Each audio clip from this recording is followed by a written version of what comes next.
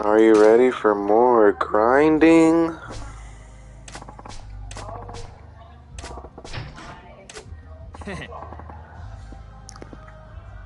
It's the ugly dude.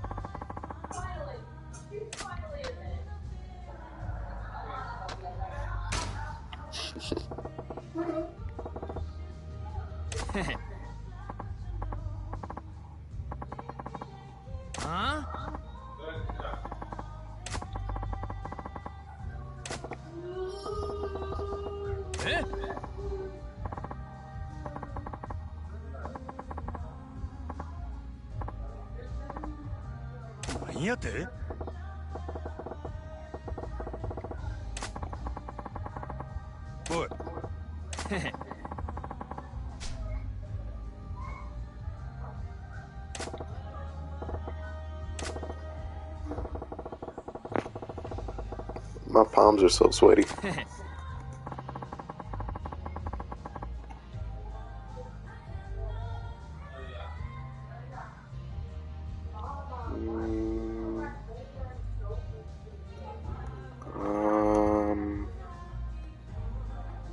I don't think I have anything for science.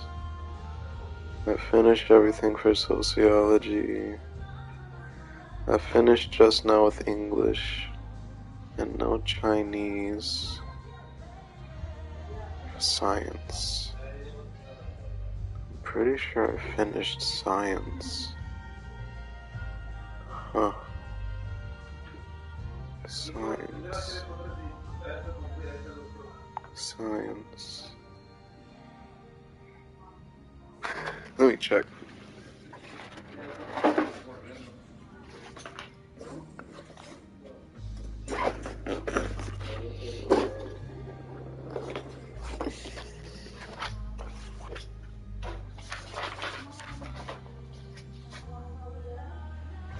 Yeah, I'll be fine.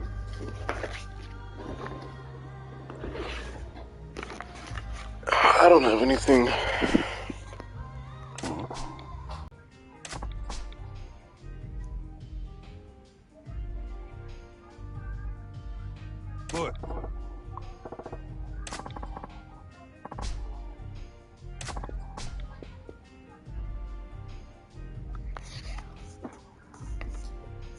I'ma slaughter these guys just for this.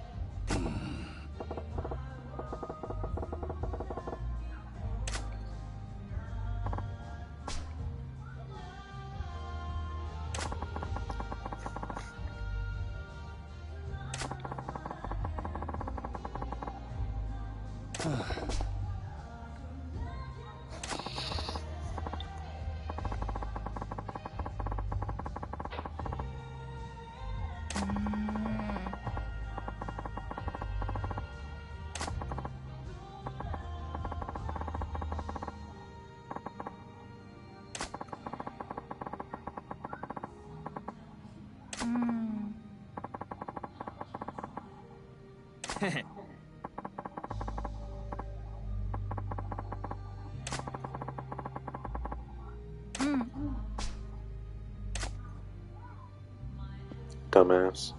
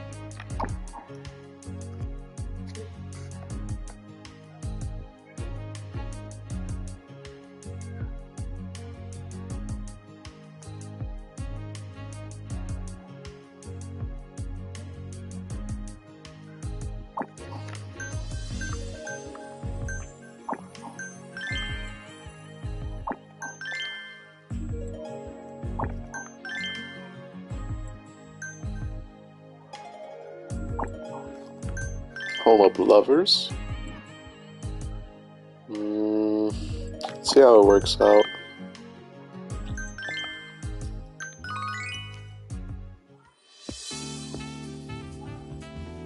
いらっしゃいませ、お客様。いらっしゃいま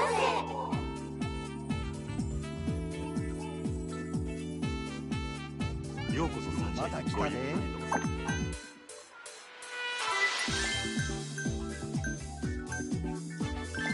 楽しみましょう。べっぴんさんやないか。ようこそさ嬉しいな。お願いします。ゲストグラスさすが真島さんですね。失礼します。こちらになります。失礼いたしました。ありがとうございます。よろしくお願いします。いいね、いいね。ようこそさ楽しくごいか。生かしてるわ。かわいいね。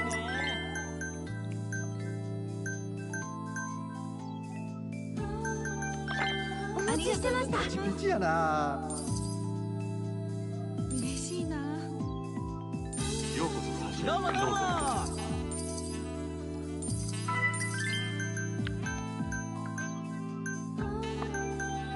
Well, this guy's just average, so. お待たせしました。ありがとうございます。こちらになります。真島さん、ありがとうな。お願いします。嬉しいです。ご延長はいかがでしょう延長や。か。ご延長ありがとうございます。嬉しいです。ほんまありがとう。最高やってきたわ。めっちゃ嬉しい。いらっしゃいませ。かわいいやな。ありがとうございます。お願いします。レディースグラス。真島さん、素敵です。嬉しい。ありがとうございます。ゲストグラス。助かったわ。お願いしメニューにます。ありがとうございます。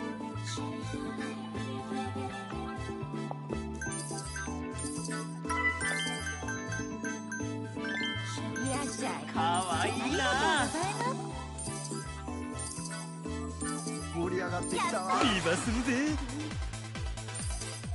今日は最高やな。今するで。お願いします。ありがとうございます。ありがとうございます。やった。ありがとうございます。盛り上がってきたわ。Alright, I think this is decent. ようこそ。ありがとう。嬉しいです。嬉しいです。お願いします。ありがとうございました。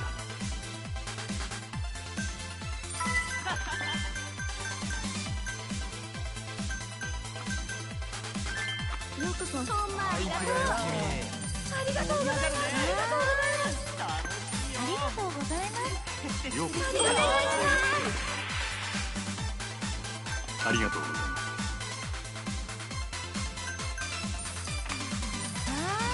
ありがとうございます。盛り上がりましたね。面白いね。よろしくお願いします。ありがとうございました。おおきにね。おおきにね。おおきにね。 I was pulling in the big bucks. ゲストクラス。マジモさんありがとうな。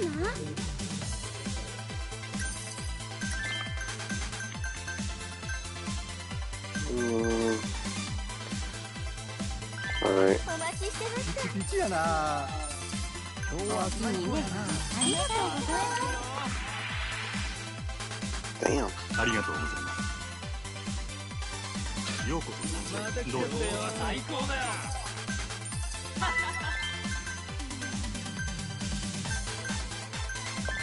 お待ちしておりました。いいじゃないか。やったー。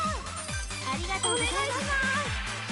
ご延長はいかが。延長で頼む。ご延長。 Hell yeah.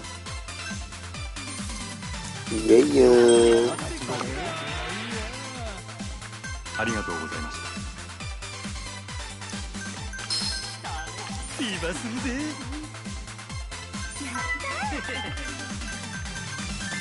いらっしゃい。かわいいありがとうございます。な。嬉しいわ。やったー。めっちゃ嬉しい。ありがとうございます。ごゆっくり。お願いします。嬉しいです。ありがとうございます。嬉しいです。ようこそ。美人だな。おおきにね。盛り上がってきたわ。メニューに助かったわ。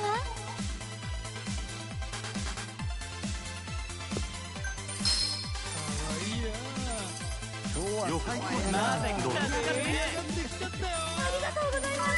お願いします。ありがとうございます。ご延長はいかがでしょう。ありがとうございます。 Fucker.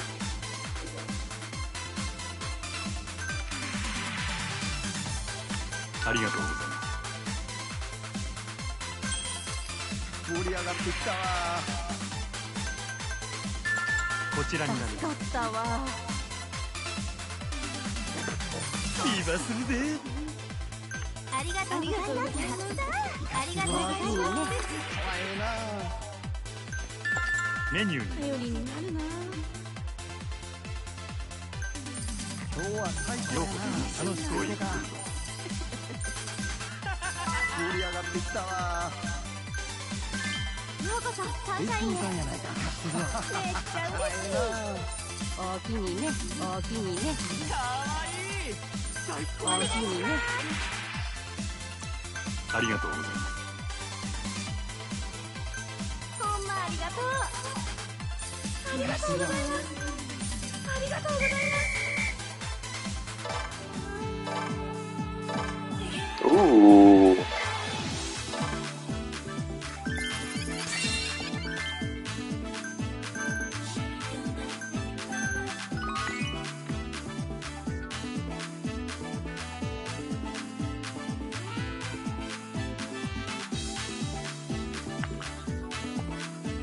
ありがとうございました。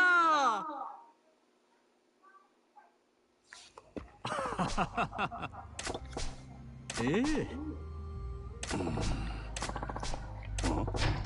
へへ。へへ。あ？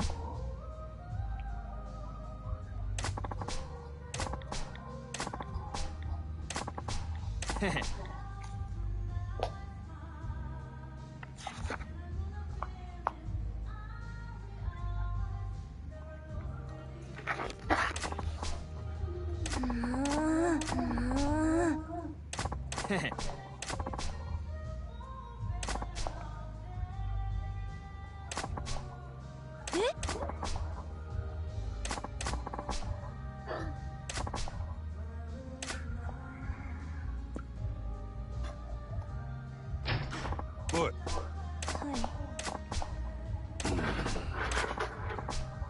ああ、はい。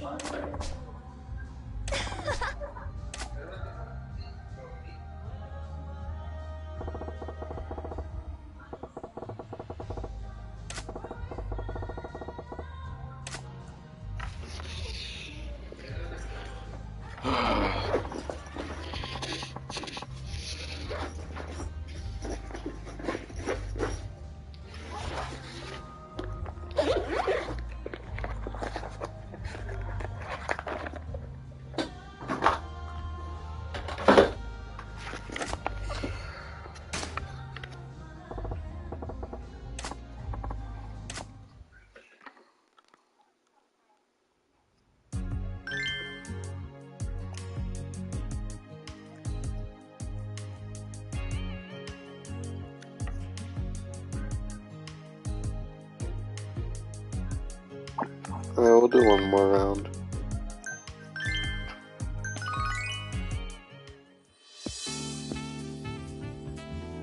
いらっしゃいませ。ようこそ参上。よろしく頼むよ。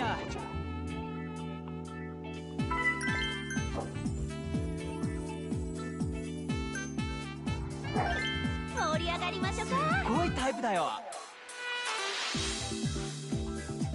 いらっしゃいませ。どうぞこちら。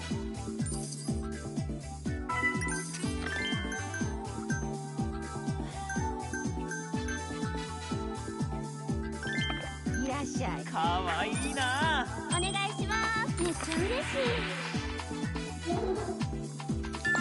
こちらになります。助かったわ。いらっしゃいまお気に入り。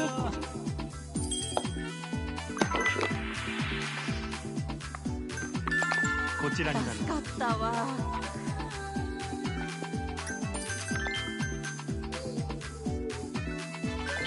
盛り上がりましょう。いいねいいね。嬉しいわ。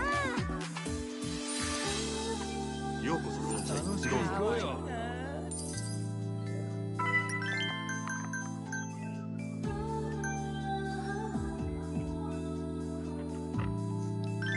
盛り上がりましょう。お願いします。やった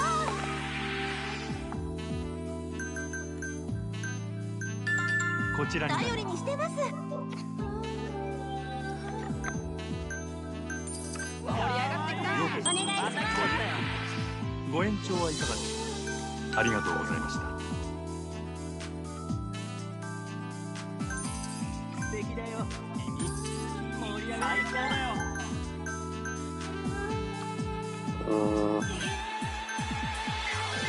盛り上がりましょう。面白いね。今するで。おおきにね。おおきにね。いらっしゃいませ。おおきにね。おおきにね。今日は最高だよ。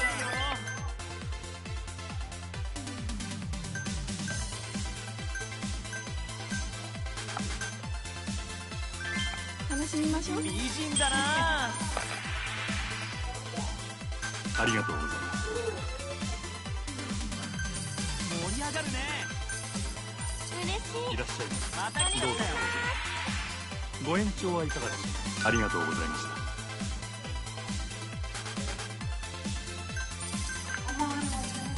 りがとうございます。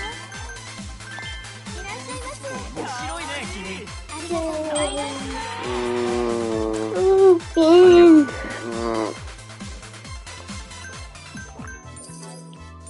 いらっしゃいませ。楽しくどうぞ行こうかこちら。最高だよ。嬉しいな。やった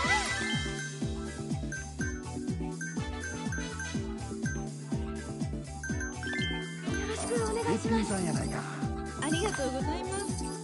お願いします。ご延長はいかがでしょうか。ありがとうございます。ありがとうございます。まだ来た。ビバ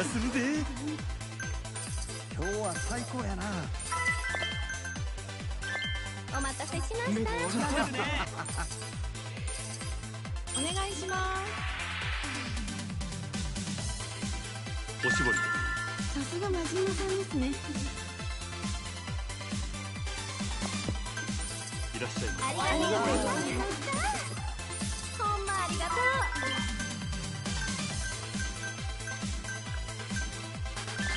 お待ちしておりました。美人だな。貸してるわ。盛り上がってきたわ。嬉しいな。す。ようこそ。ありがとうございます。ありがとうございます。ありがとうございます。ありがとうございます。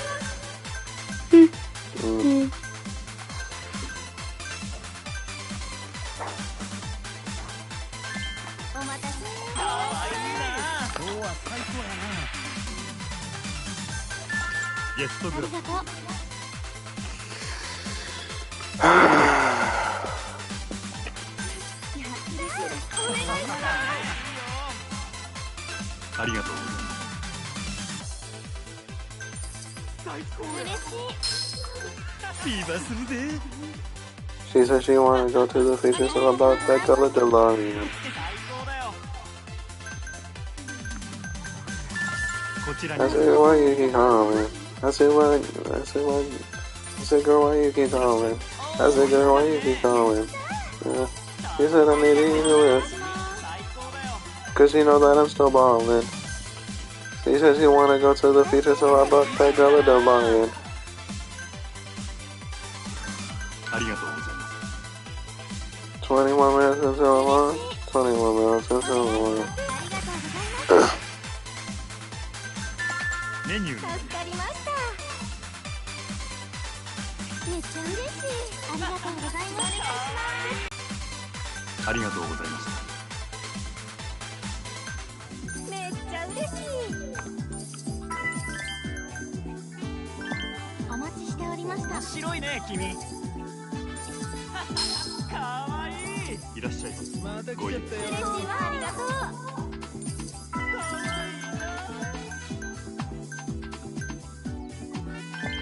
いらっしゃい。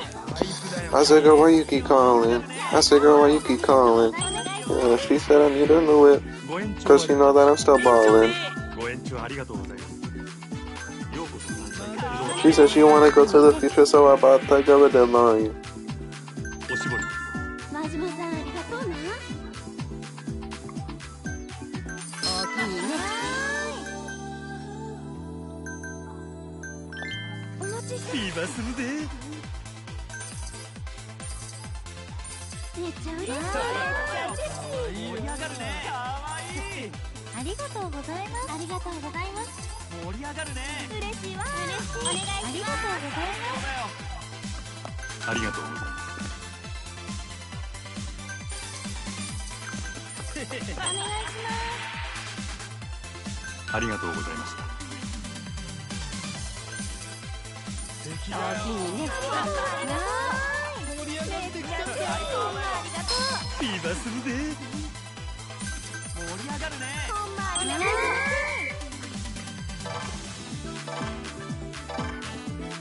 Damn, it's pretty bad.「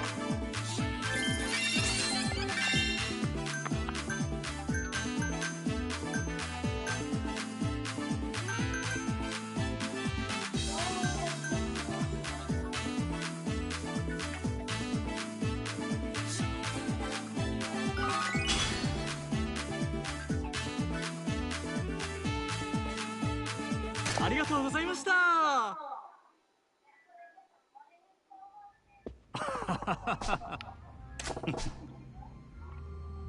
はい。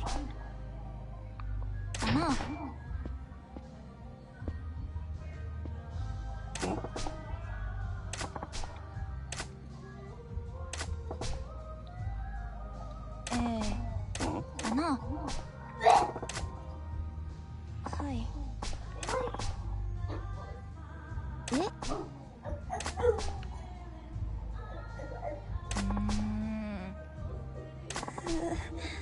おい。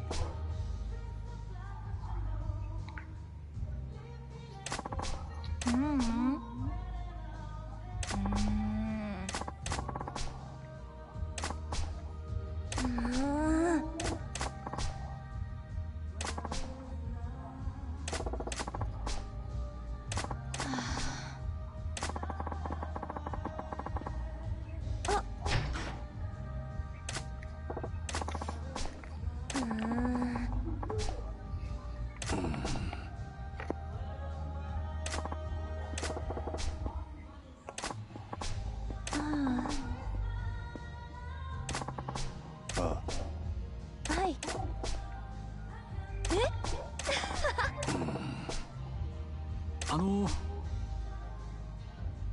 はい。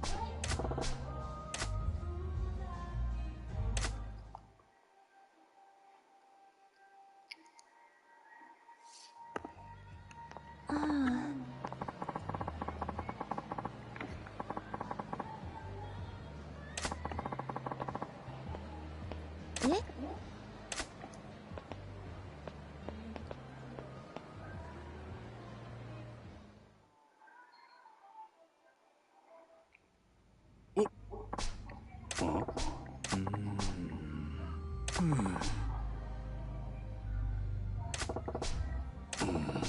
はい。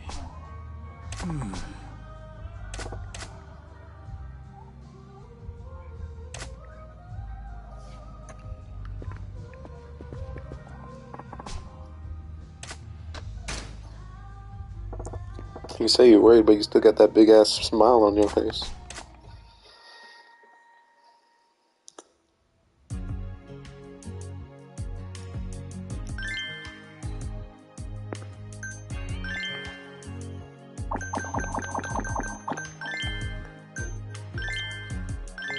Oh wait, no.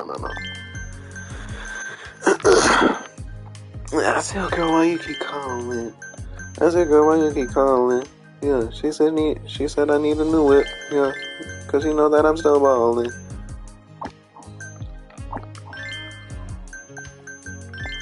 20 more minutes until I'm off. 20 more minutes until I'm off. 20 more minutes until I'm off. 20 more minutes until I'm off. Listen, I need it fast.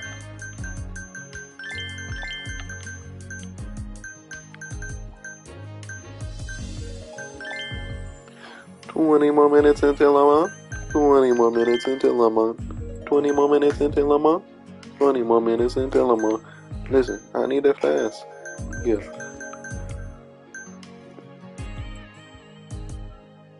Oh, I should train Hibiki. I forgot.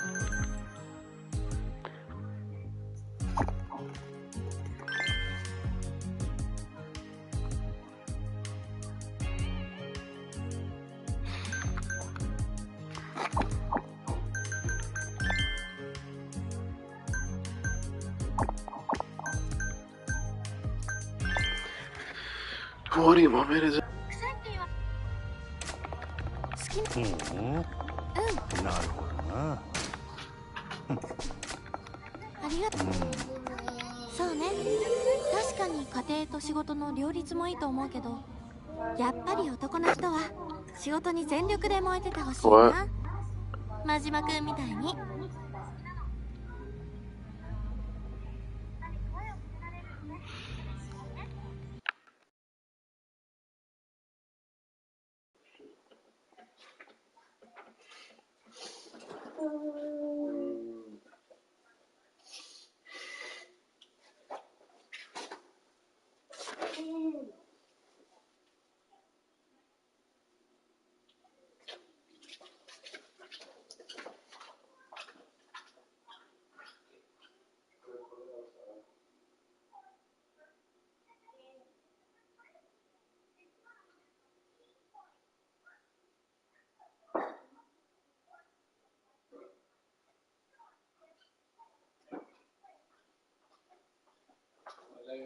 Very true.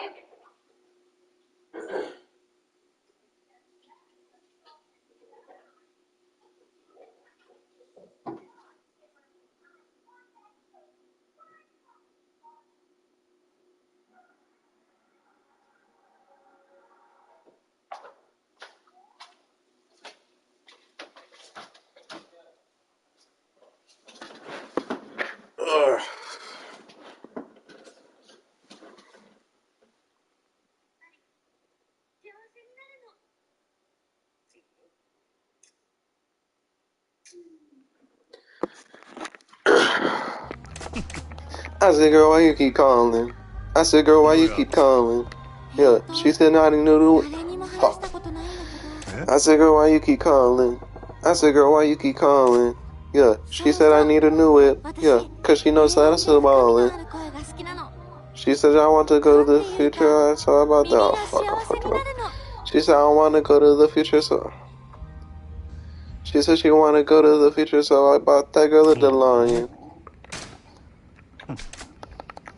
そうやな。そういや。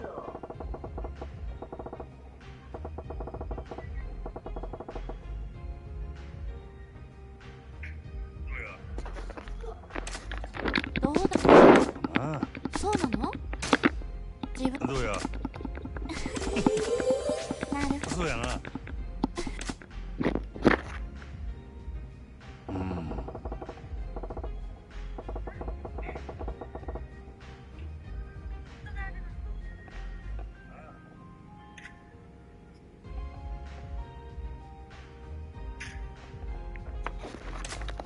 私なあ。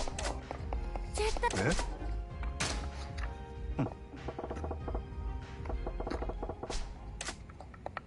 なるほどな。恥ずかしくにゃんかにゃんよといった感じかしらね。Oh.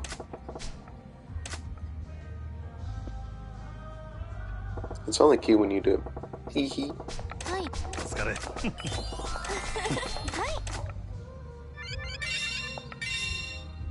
Bruh, are you kidding me? Only level 13.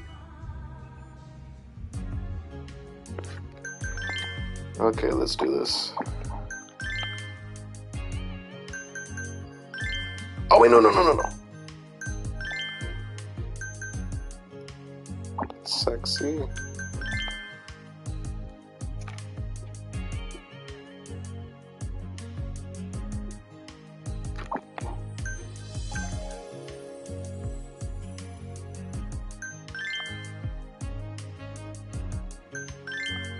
I don't know. Let's just see how it goes. いらっしゃいませ。またどうぞ来たで盛り上がりましょう。いらっしゃいませ。どうぞこちらへ。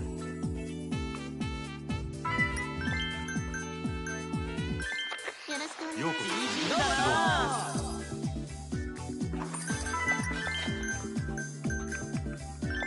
サンシャインにようこそお願いします。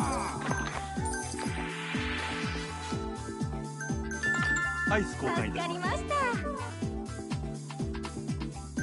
嬉しい。ようこそ。ようこ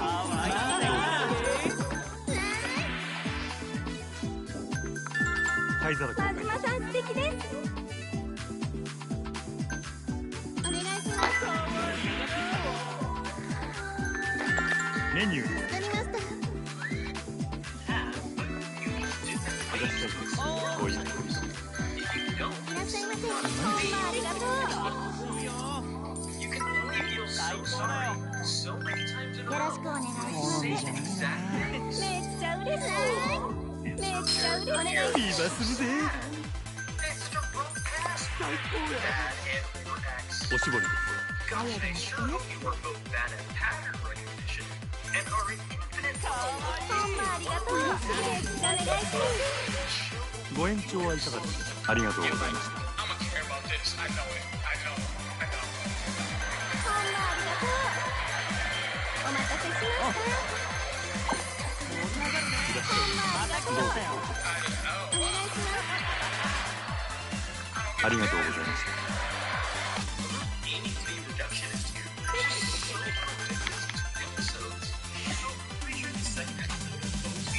ようこそ。ごゆっくり。盛り上がっていきましょう。白いね君。ふざけんなよ。お引き取りください。ほんまありがとう。素敵です。サンシャインようこそ。お願いします。こちらになります。ありましたね。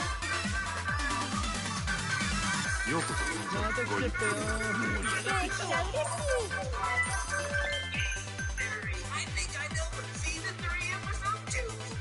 嬉しいです。最高や。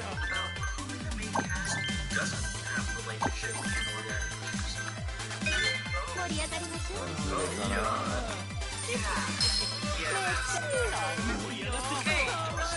お願いします。ご延長はいかがですか。ありがとうございました。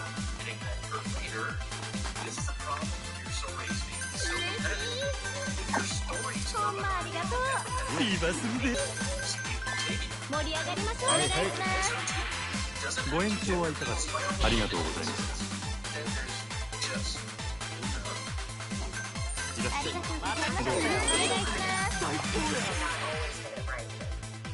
ありがとうございます。お願いします。ありがとうございます。お願いします。ありがとうございます。いらっしゃいませ。ありがとうございます。お待たせしました。リーバスでお願いします。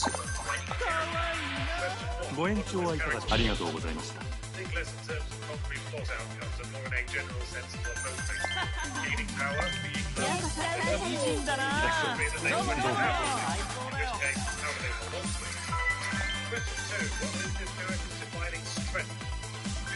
盛り上がっていただきほんまありがとう。ありがとうございました。お願いします。ようこそご一行。ゲストブレイク。わかりました。お願いします。ありがとう。加減にせえ。お引き取りください。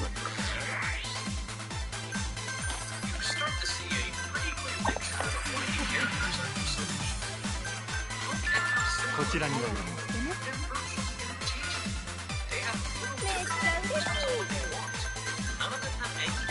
い。いらっしゃいませ。いいんじゃないか。ご延長はいかがですか。延長お願い。ご延長ありがとうございます。盛り上がるね。お願いします。面白いね君。アイス交換いたします。ほんまありがとう。ありがとうございます。ありがとうございます。ようこそ。まあありがとう。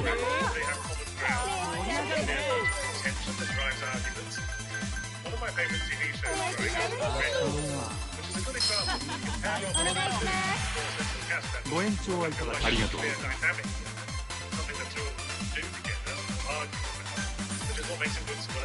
リーバスでいらっしゃいませ。どうもどうも。ありがとうございます。盛り上がります。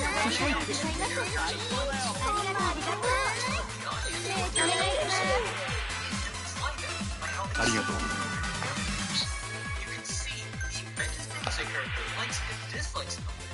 ありがとう。お願いします。ありがとうございます。ありがとうございました。いらっしゃいませ。ありがとうございました。ほんまありがとう。こちらになります。島さん素敵です。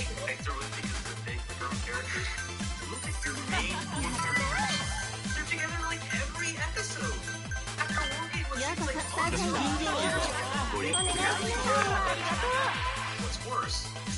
ありがとう。ありがとうございま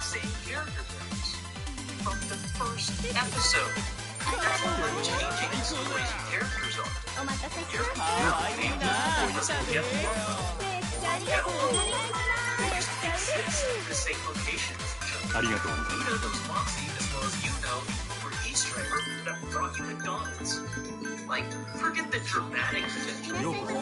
っしゃいませ。お願いします。めっちゃ嬉しい。Chelsea, as well as you know, the Uber Eats driver that brought you McDonald's. こちらになります。 Like, forget the dramatic potential of it all. The hell of unique dynamics for jokes. That's comedy show writing 101. Having your different personalities have banter, bounce off each other, have bands. Yahtzee suggests putting your character pairs together in an empty room to see how they interact. This is also what Community did. It's an entire show. Beautiful.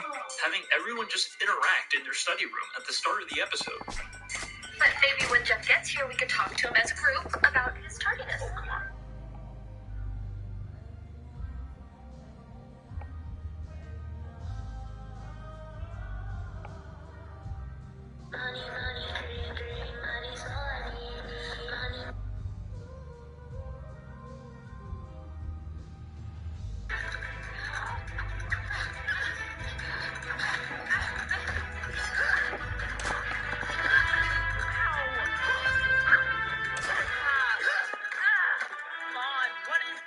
You want me to teach you how to beat angels? That's what I'm doing. By beating the shit out of me, not used to fighting warfare. By showing you the flaws of your own fighting style. Yours and all your sisters. Wait, no, I'm an exorcist? How? You have a giant X over your eye and wield an angelic spear. It's not rocket science. Before you found out about me, did you know angels could be harmed? No.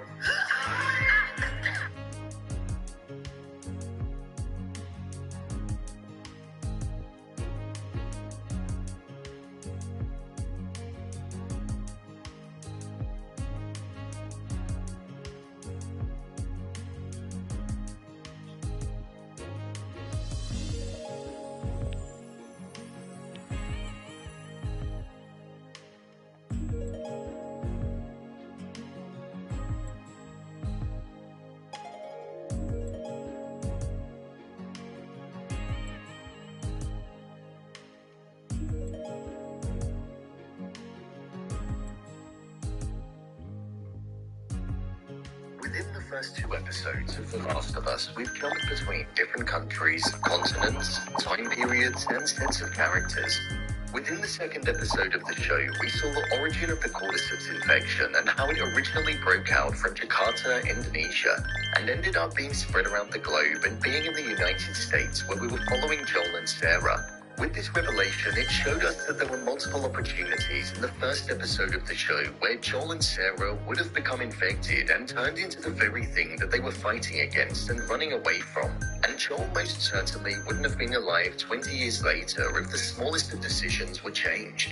So with that, let's take a look at and break down all of the times that they came close to being infected.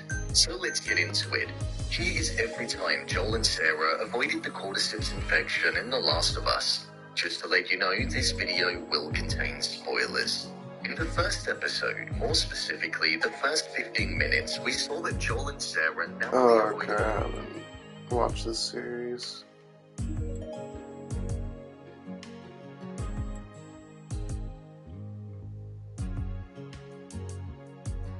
Visiting, where you can change the time, being over in Yokohama. Unless we're missing something, that means that if you're in Kamurocho and want it to be nighttime, you have to go all the way back to Survive Bar, change the time there, then head all the way back to Kamurocho instead of just being able to do it at Serena. Considering the size of Soshinbori and also they can call a cab anywhere in that game, it's not as bad if you want to come back to that place at night. However, in Yakuza 3, there was a time recently where my mind was so boggled that I honestly had to look it up online because I forgot where to go. I mean, more often than not, if there's some sort of area that the game kind of tells you is a safe space, you can change the time of day there, again, such as Serena, or a spot like Kiryu's apartment in Yakuza 6. So you probably think then that either Serena or the orphanage would be the place to go, right? Wrong. You see, it's at the orphanage, but you don't go and click on some face sheets or walk into the little room you've got. No. Instead, what you have to do is talk to Saki here, who has no icon above her head or anything like that. She'll be all, damn, bitch, you're tired as hell. And then you can change the time of day. But if you're in morning and you want it to be nighttime, you then have to talk to her again after talking to her first time, and now it's night. So if you're in Kamurocho, you gotta walk across probably the entire map to get to one of the poorly placed cabs, drive apparently across the ocean in your car boat, then look around to the world famous Okinawa escalator, head to the orphanage, talk to Saki, change the time, talk to Saki again, change the time again, then go all the way back to the famous escalator, then interact with it again to head back to Cabaret, and then bam, you're back where you want to be. So long story short, if you notice that like all of my footage is during the day, or if after one video all of my footage might have been set to night and then I never swapped it back, you probably understand why. Now that all of my exploration-related points have been addressed, it's time to start some combat ones. I'll start by mentioning how it's a bit annoying that most of the games don't let you see any enemies on the map or mini-map. This is because it either isn't at all an option like in Kiwami 1 or some of the old games, or because it's an item you have to equip like in Zero, or it's because it's an ability you have to purchase like in Judgment. This is another thing that always gets me, because in the games where you can't see enemy encounters, I'll often run straight into them when I don't want to, or I just won't be able to find any at all. I play without the HUD a lot too, so being able to open the full map and seeing the enemy icons on there is also something that I'm quite grateful for. Here's another thing, and that's something that I can only say is an exact fact in a couple of the games. Where the enemy groups spawn outside of combat, I'm pretty sure is all in predetermined spots, meaning that if you head to Judah Square, a lot of the time you might get an enemy group just hanging out south of the big square area, for example. Now then, with the factual evidence that I have, I know that in Yokohama, which so far is only in Like a Dragon and Lost Judgment, the enemies all do spawn in certain spots and have their own little routes they'll walk back and forth in. In the other games, I think, an enemy group won't always spawn in every spot every time. However, if you ever come down to this street in particular, all the way down south in Yokohama, there will always be an enemy encounter just chilling around the corner, waiting to beat you up. I say this spot in particular as well because, like, seriously, I come here all the time, and every single time I come here, there's a big group of bloody bastards who are waiting to cyberbully me. You have to remember this spot definitely seems to have certain spots for an enemy bloke to stand. However, not every spot will always have an enemy, despite how common enemy encounters actually are in Yakuza 5. Whenever I record something in the premium adventure of Yakuza 5, I always load the one save file I have where Akiyama's just chilling out here in Serena. Normally I'll launch the game, swap to whichever character I want to record something with, and then step outside of Serena. This is the part where you may notice looking through pretty much any of my Yakuza 5 footage that they will always take place in this exact spot right outside of the Loco store here on Takagi Street. And that is 100% because there's always either these four pricks slap squatting on the ground or some other dickhead standing right here. You know what, while we're talking about enemy encounters, why don't we talk about something in Yakuza 6 that I always forget about until it quite literally hits me. In Yakuza 6, whenever you run up to a group of enemies and start a fight, what will most...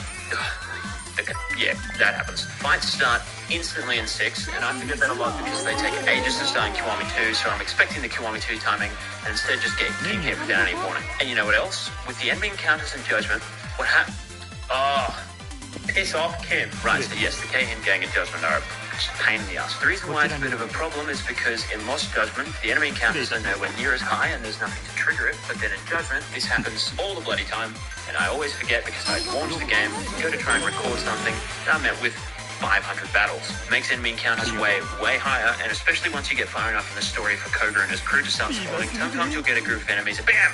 One of them immediately shoots you with a gun. Thankfully in Lost Judgment, guns aren't anywhere near as much of a pain in the ass without the immortal wounds mechanic. Another thing that is different specifically between Judgment and Lost Judgment is something to do with evade strikes. Whenever I record stuff in Judgment, I do tend to just spam flux vision, so I'll often forget that when you do an evade strike in either style, specifically in Judgment, you have to double tap the button whenever you want to do them, and you have to tap and then hold whenever you want to do a charged evade strike, as opposed to just holding the button like you do in Lost Judgment. Then there's one more combat-related thing that affects Yakuza 1 all the way through to Yakuza 4, and that's because they don't have one of the best quality of life combat features that Yakuza 1 introduced, which is that you can hold the camera reset button, so LT, L2, or I think R, maybe?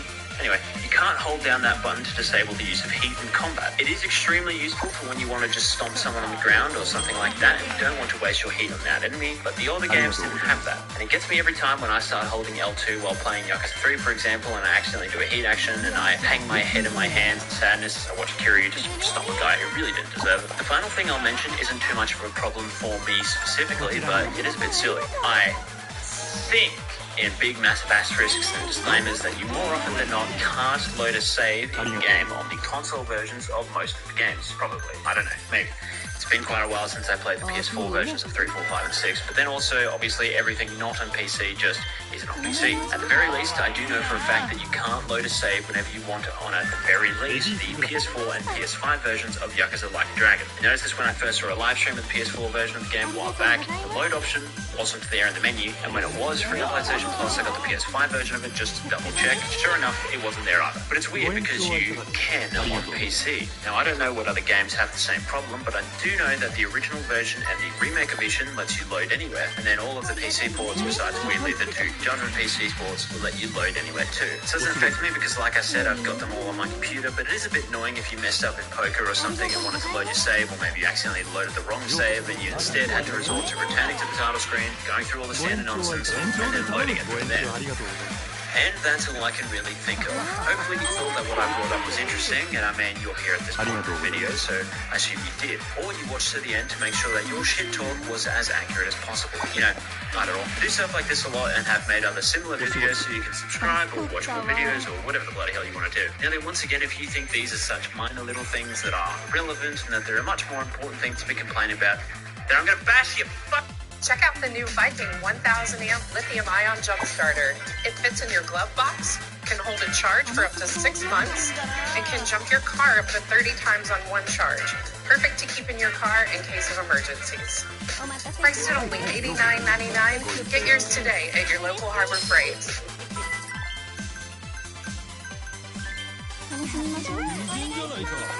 Yes!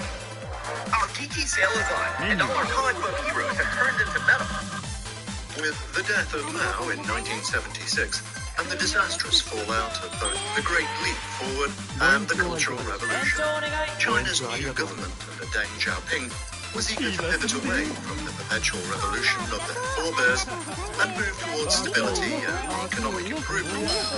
China hoped to achieve rapid economic growth in the coming years, aiming to raise China's per capita GDP from around $250 to $1,000 by the year 2000.